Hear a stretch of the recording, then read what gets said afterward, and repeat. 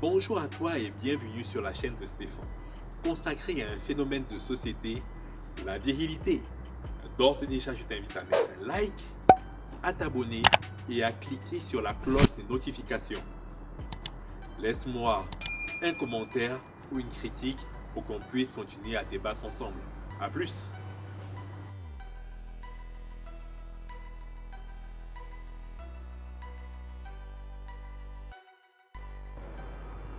Salut à toi. Alors, dans la vidéo d'aujourd'hui, je voudrais te parler de quelque chose, un petit exercice que tu as peut-être déjà entendu au cours de réunions de prière, parce que c'est quelque chose qu'on emploie souvent dans la religion.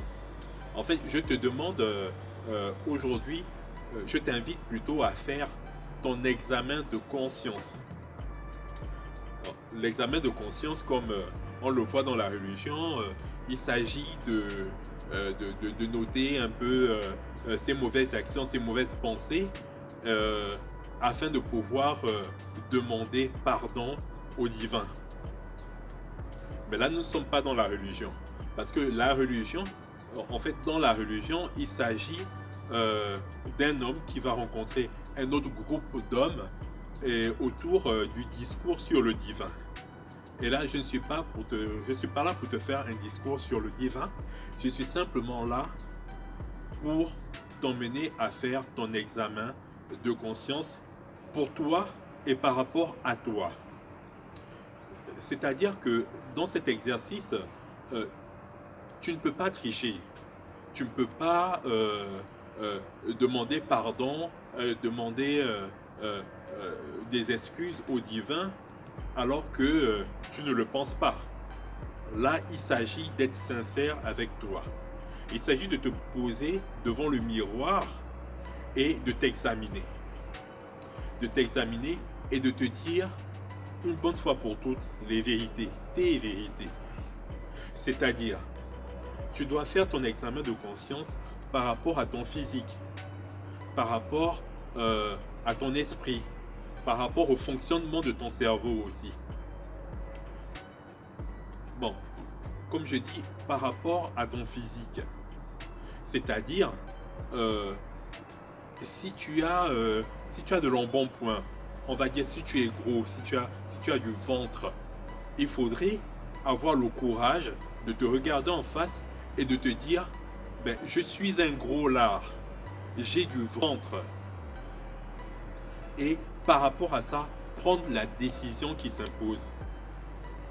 Est-ce que tel que je suis, est-ce que je suis bien? Est-ce que, euh, est-ce que j'écoute mon corps? Est-ce que mon corps me donne des signaux pour me dire, vas-y, continue comme ça, tu es sur la bonne voie? Ou alors, mon corps me donne des signaux comme quoi, peut-être qu'il faudrait que je m'arrête et que je puisse faire marche arrière en fait. Bon, comment savoir comment le corps nous parle? Ben, c'est tout simplement au travers de petits bobos, au travers, par exemple, d'une nuit de sommeil un peu agitée. Là, tu sais que ton corps est en train de sonner, euh, euh, d'actionner la sonnette d'alarme en fait. Donc, regarde-toi en face d'une glace et pose-toi la question, est-ce que le corps que j'ai me satisfait? Est-ce que je satisfais le corps que j'ai eu en héritage à ma naissance?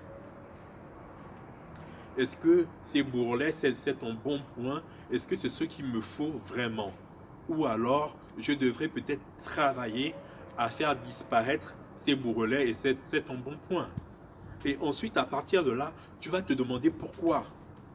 En fait, pourquoi j'ai de l'embonpoint? Pourquoi j'ai des bourrelets? Est-ce que c'est parce que j'ai une mauvaise alimentation ou c'est parce que je ne me bouge pas assez?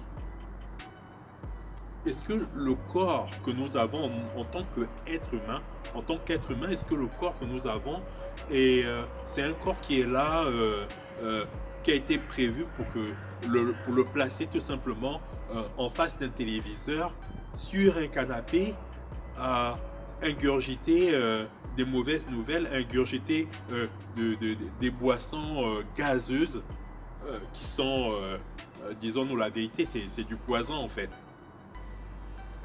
Ou bien ce corps, on doit l'utiliser, on doit bouger, on doit, on doit l'exercer, on doit faire fonctionner la machine.